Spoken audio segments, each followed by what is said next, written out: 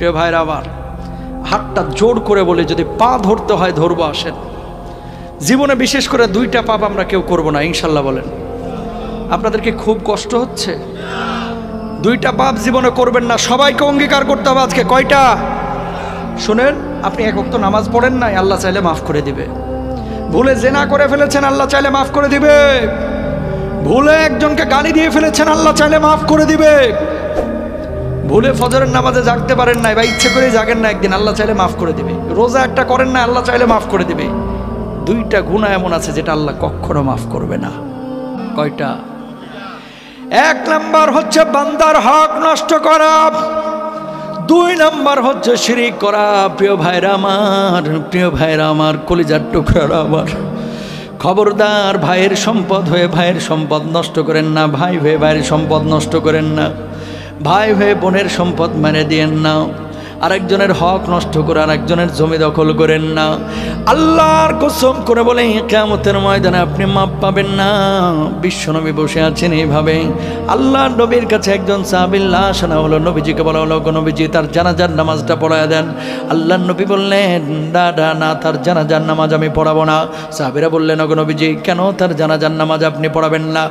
রাহমাতুল লিল আলামিন বিশ্বনবী সাল্লাল্লাহু আলাইহি ওয়াসাল্লাম বললেন, ওই ব্যক্তি ছিল ঋণগ্রস্ত, ঋণ পরিশোধ করে নাই, এই কারণে আমি নবী তার জানাজার নামাজ পড়াবো না। বলুন আল্লাহু আকবার। পা ধরা লাগলে ধরবো।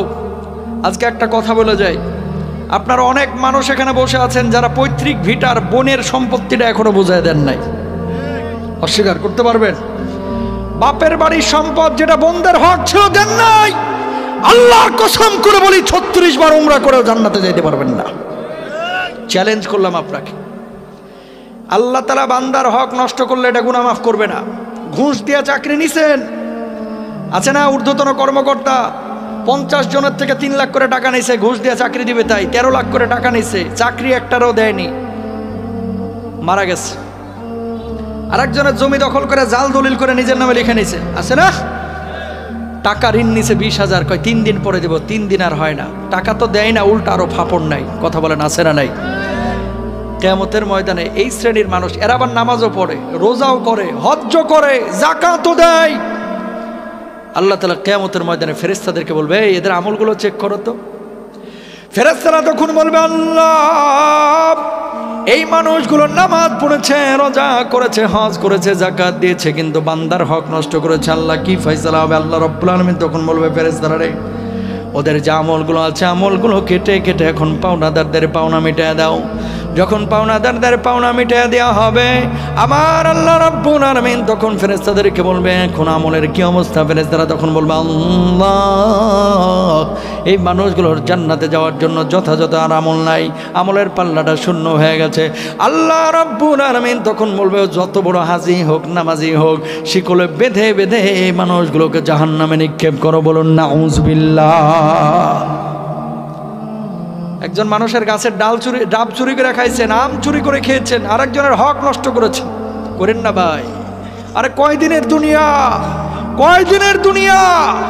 আগে মাইরা খাইছেন 50 লাখ, আর এখন মসজিদে খালি দান করতেছেন 20,000 করে, খালি 2 লাখ করে। এত সোজা না আল্লাহর জান্নাত তোমার জন্য মসজিদে দানের চাইতে। যার হক নষ্ট করেছো এর হক বুঝিয়ে দেওয়া আরো আগে বেশি জরুরি, ঠিক কিনা? তিতা লাগবে এই ওয়াজ। এ হুজুরের লাগে অনেকে পছন্দ করে না, কয় আনছে আপনারা হুজুর তাফসির করার লাগে, কি বাড়া ভাতে সাইড হালতেছেন। এ হুজুরে অনেকে পছন্দ করে না, কয় এই ওয়াজের দরকার কি? আপনার কাছে রিকোয়েস্ট ভাই, আপনি মাপ পাবেন না। আপনি যত বড় মুফতি নিয়ে আসেন, হক মারার গুনাহ শুধু তওবা দিয়ে আল্লাহ মাফ করে। ও বাঁচতে কইতেছেন কেন? হক মারার গুনাহ শুধু তওবা দিয়ে আল্লাহ মাফ করে। মাফ তখনই পাবেন যার হক মারছেন এর হকটা বুঝিয়ে দিবেন, অথবা ও যখন আপনারা মাফ করে দিবে। কেন আপনি বুঝেন না? নামাজ যে ফরজ, এটা আছে কোথায়? কোরআনে সবাই বলেন নামাজ ফরজ আছে কোথায়? হজ ফরজ আছে কোথায়? রোজা ফরজ আছে কোথায়? নামাজ, রোজা, হজ, যাকাত যে কোরআনে আল্লাহ ফরজ করেছে, বান্দার হক নষ্ট না করা, ওই আল্লাহ ওই কোরআনেই ফরজ করেছে। সুবহানাল্লাহ। কিন্তু আমরা বুঝি না। আগে আকাম কুকাম হারাম টারাম সব খাইছে, এখন আইসা মনে করেন মসজিদের ছাদটা ঢালাই দিয়ে দিছে, আছে না? অস্বীকার করতে পারবেন বাংলাদেশে যত মসজিদ আছে না হলে 15 থেকে 20% মসজিদের কমিটির মধ্যে ভূত আছে, ভূত হয় সুদ খায় না হলে ঘুষ খায়, আছে না নাই? হুজুর এখন খায় না, আগে খাইছি। তো আগে যে খাইছেন ওটার খেসারত কিভাবে দিবেন? হক মারার গুনাহ তো আল্লাহ মাফ করবে না। তাহলে কি করতে হবে? যাদের হক নষ্ট করেছেন এদেরকে খুঁজে বাইর করে হকগুলো আগে বোঝাইতে হবে। বোনেরা বাপের বাড়ির সম্পদ চাইতে এলে কয়, কিরে জরিনার মা, বাপের বাড়ির সম্পদ নিতে হয় না, এই যে আসছিস যাচ্ছিস খাচ্ছিস বসছিস এটাই তো বালা, বাপের বাড়ির সম্পদ নিস না, আছে না?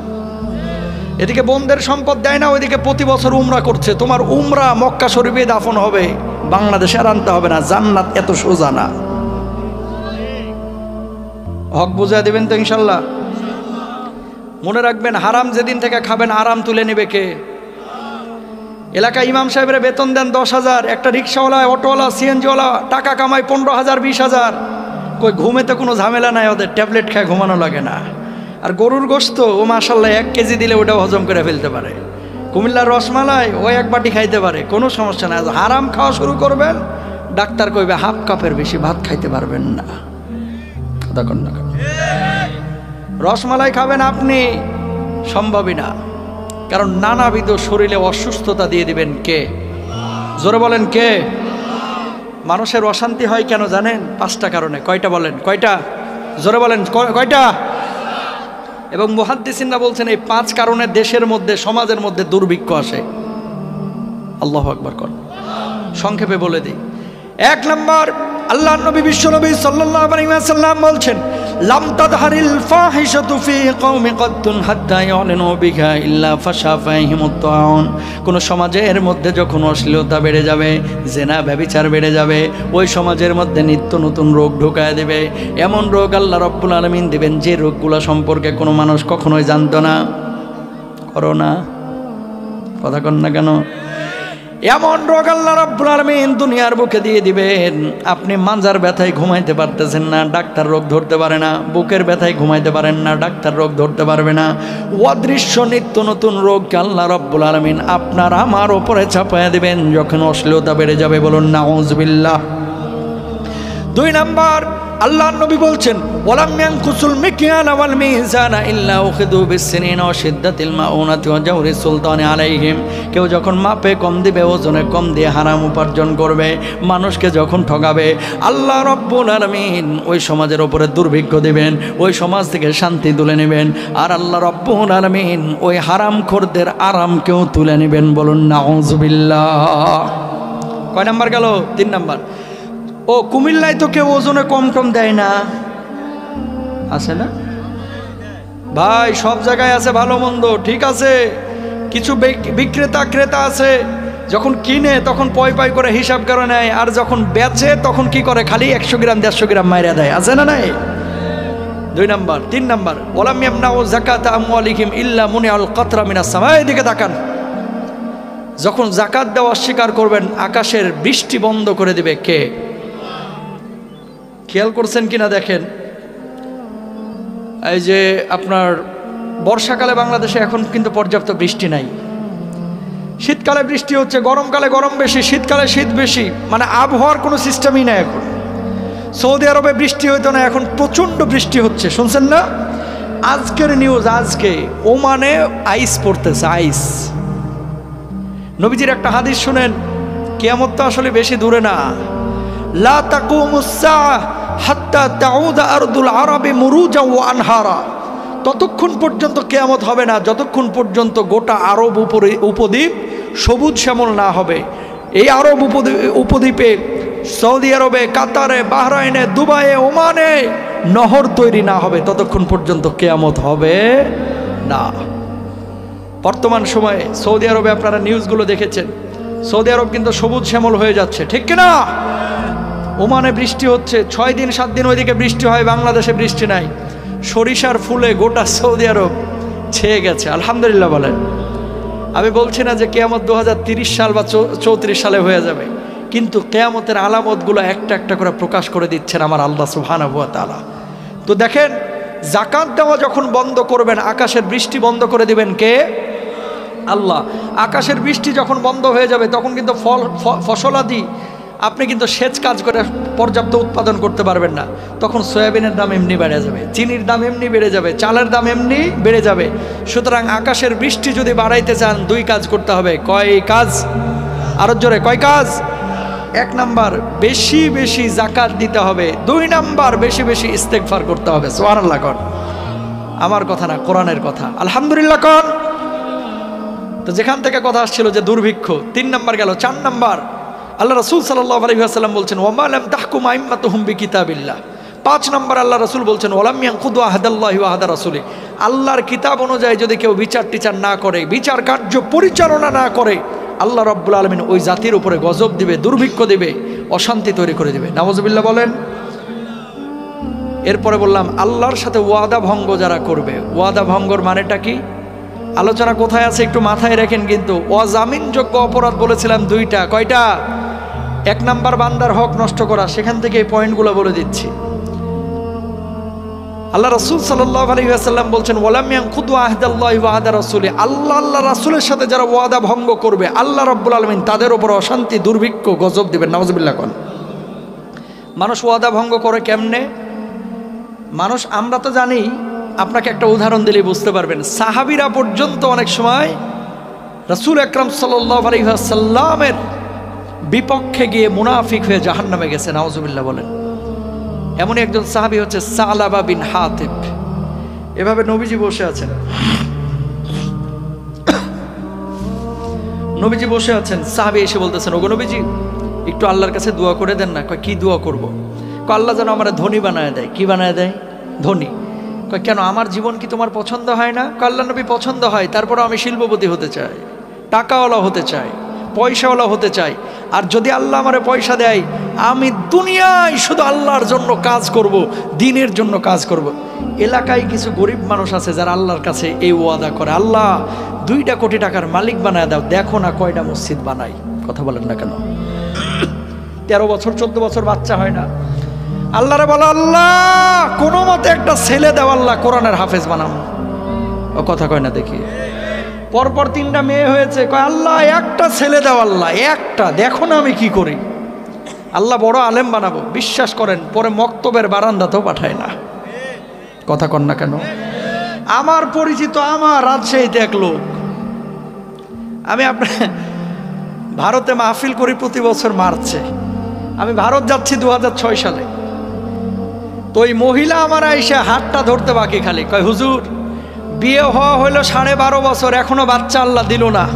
আপনি তো মুসাফির মানুষ, ভারতে যাবেন, একটু দোয়া করেন যাইতে যাইতে আল্লাহ যেন আমার একটা বাচ্চা দেয়, ছেলে হোক মেয়ে হোক।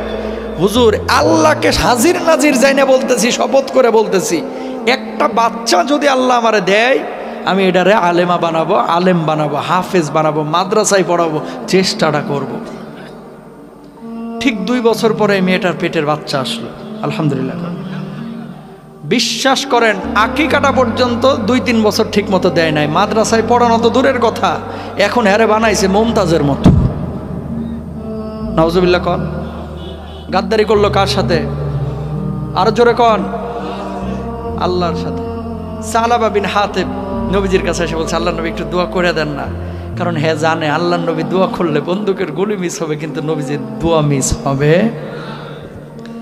নবীজি বলছে আচ্ছা তোমার জন্য দোয়া করতে হবে, ঠিক আছে।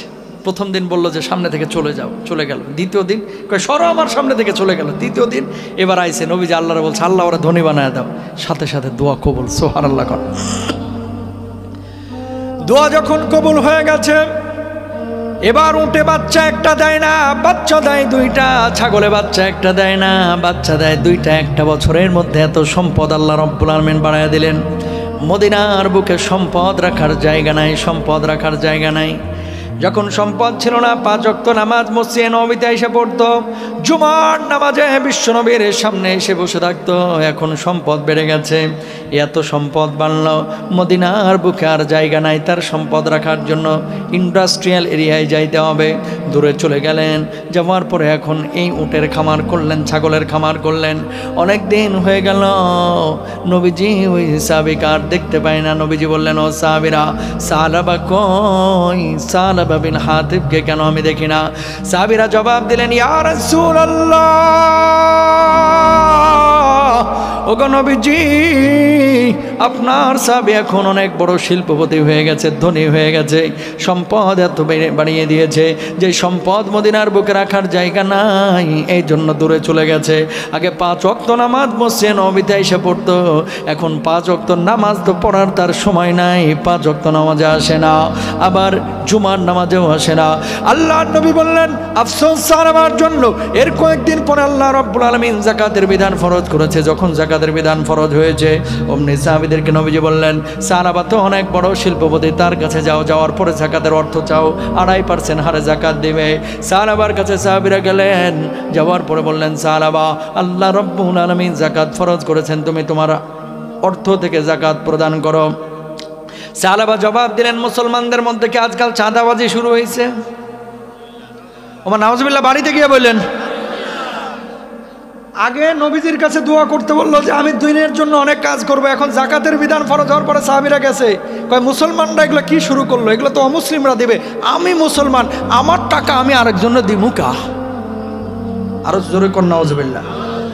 সাহাবীরা মনটা খারাপ করে বিশ্ব নবীর কাছে আসলেন। আসার পরে বললেন, ইয়া রাসূলুল্লাহ, ও তো যাকাত দিতে অস্বীকার করেছে। নবীজির মনটা খারাপ হয়ে গেল, আমার জীবন দশায় খবরদার আর কখনো ওর কাছে যাকাতের টাকা চাইতে যাবা না। নাউজুবিল্লাহ কন। নবী যদি কারো উপর অখুশি হয়, আমার আল্লাহ বুঝি খুশি হবেন নাকি? জিবরিল আমিনকে আল্লাহ তাআলা বলতেছে, সঙ্গে সঙ্গে আমার হাবিবের কাছে হাজির হয়ে যায়। 1টা না 2টা না 4টা আয়াত আল্লাহ রাব্বুল আলামিন এই মুনাফিককে কেন্দ্র করে নাজিল করে দিয়েছেন। নাউজুবিল্লাহ কন। জিবরিল আমিন আল্লাহর নবী বিশ্ব নবী সাল্লাল্লাহু আলাইহি ওয়াসাল্লামের কাছে আসলেন। আসার পরে বললেন, ওয়া মিনহুম মান আহাদাল্লাহু লা ইন আতানা মিন ফাদলিহি লানাসাদ্দাকান্না ওয়া লানাকুনান্না মিনাস সালিহিন।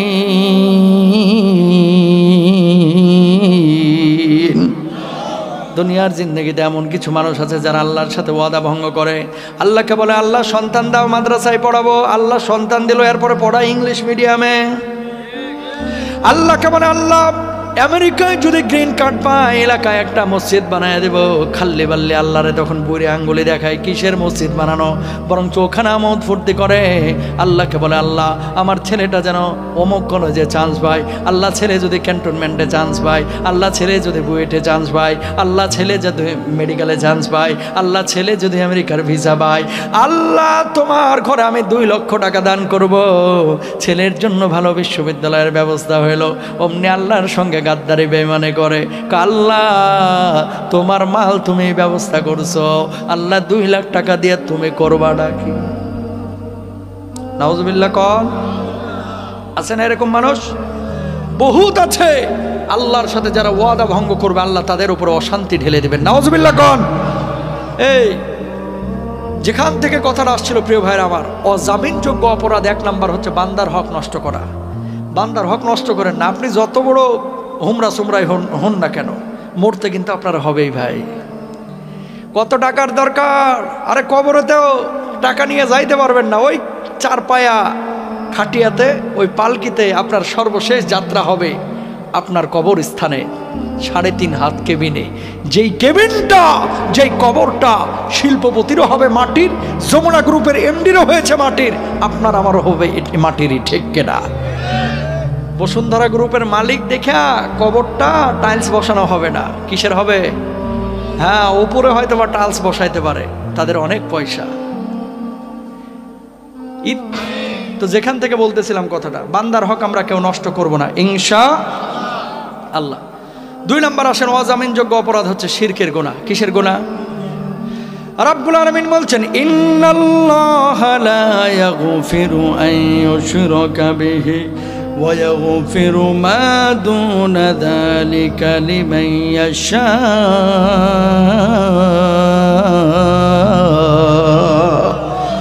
আল্লাহ রাব্বুল আলামিন শিরকের গুনাহ ক্ষমা করবে না। কিয়ামতের ময়দানে এক শ্রেণীর মানুষ উঠবে আল্লাহর আদালতে। এই মানুষগুলো হাস্যোজ্জ্বল চেহারা নিয়ে উঠবে।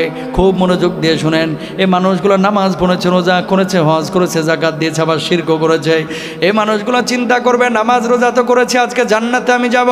আল্লাহ রাব্বুল আলামিন ফেরেশতাদেরকে বলবে না, ও ফেরেশতা এদের আমলগুলো চেক করো। ফেরেশতারা তখন বলবে আল্লাহ এই মানুষগুলো নামাজ পড়েছে, রোজা করেছে, হজ করেছে, আবার শিরকও করেছে, আল্লাহ আমরা কি করব? আল্লাহ রাব্বুল আলামিন তখন বলবে এদেরকে জাহান্নামে নিক্ষেপ করো। মানুষগুলো তখন বলবে আল্লাহ কি এমন অপরাধ করেছিলাম যার জন্য আপনি জাহান্নামের ফয়সালা করলেন? আল্লাহ বলবে লা ইন আশরাকতা লা ইয়াহবাতান্না আমালুকা ওয়া লা তাকুনান্না মিনাল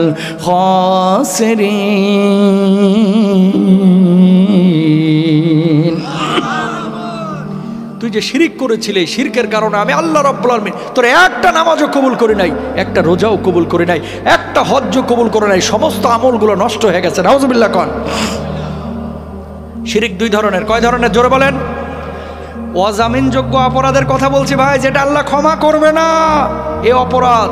এক নাম্বার বান্দার হক নষ্ট, দুই নাম্বার হচ্ছে এই শিরিক করা। শিরিক দুই ধরনের, শিরকে জালি, শিরকে খাফি। একটা হচ্ছে বড় শিরিক আর একটা হচ্ছে ছোট শিরিক। বড় শিরিক কোনটা? হিন্দুরা মূর্তি পূজা করে, এটা তাদের বিষয়। খেয়াল করেন, হিন্দুরা মূর্তি পূজা করে, এটা কিসের বিষয়? তাদের বিষয়। হিন্দুরা করে মূর্তির পূজা, আর বাংলাদেশে কিছু মানুষ আছে করে বাবার পূজা। কথা কন না কেন? কুমিল্লায় আছে না নাই? নামাজ রোজার খবর নাই, কয় হুজুর নামাজ পড়ি না কি হয়েছে? ইমান ঠিকই তাজা আছে, টাটকা শয়তান। নামাজ না পড়লে ইমান তাজা থাকে না? থাকে না। আবার গানও বলতেছে, কয় কিরামান কাতিবিন রোজ হাশরের দিন আল্লাহর দরবারে যদি করে অভিযোগ, আমি বলবো দুনিয়ায় ছিলাম খাজা বাবার লোক। খালি কইয়া দেখিস। নাউজুবিল্লাহ কন না। তোমার বাবাই জান্নাতে গেছে, তোমার গ্যারান্টি দিল কেডা? এই তাকান, আম্মা জান আয়েশা নবীজির পাশে বসে আছে। কাল্লার নবী আমি আপনার কে? কয় তুমি আমার স্ত্রী। কয় ফাতেমা আপনার কে? কয় ফাতেমা আমার মেয়ে। কয় নবীজি আমি আপনার স্ত্রী, আপনার ফাতেমা আপনার মেয়ে। ফাতেমা আয়েশাকে কিয়ামতে কোনো ফ্যাসিলিটি পাবে না নবীর স্ত্রী হিসেবে? নবীজি জবাব দিলেন, আয়েশা তুমি যদি তোমার আমল নিয়ে কবরে যাও, ফাতেমা যদি তার আমল নিয়ে কবরে যায়, এই নবী কিয়ামতে তাদের জন্য সুপারিশ করবে। ফাতেমাকে চিনবে, আয়েশাকে চিনবে। আমলহীন কবরে গেলে এই নবী আয়েশাকেও চিনবে না, ফাতেমাকেও চিনবে না। আল্লাহু আকবার। আর আমরা কি করি? এক জায়গায় মুরিদ হওয়ার পরে এই হক্কানি পীরের কাছে অবশ্যই যাবেন, অবশ্যই যাবেন, যার কাছে গেলে কোরআন হাদিস শেখা যায়। নামাজের খবর নাই, রোজার খবর নাই, হজ্জের খবর নাই, খালি গাঁজা খাওয়ার হুক্কুর হুক্কুর করো আর বলো যে জান্নাতে অটো গিয়ারে আমার বাবাই টানে নিবে। তোর বাবাই জান্নাতে গেছে, তোর গ্যারান্টি দিল কেডা? বিশ্বাস করা যাবে? কথাগুলো একটু বললাম আক্রমণাত্মক ভাবে, মাইন্ড করেন না।